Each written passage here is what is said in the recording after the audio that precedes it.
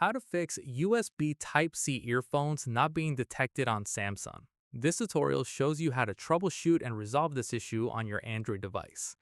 First, unplug the earphones and plug them back in firmly to make sure they are properly connected.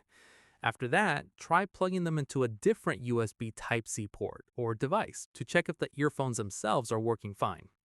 From there, clean the USB Type-C port on your device gently using a dry toothbrush or compressed air to remove any dust or debris that may be blocking the connection. At this point, go to your home screen and long press on the Settings app and open it. In the next step, tap on Apps to open the apps list. Following this, tap on the three dots at the top right corner and tap Show System Apps. Once done, scroll through and find USB settings or USB audio and tap on it.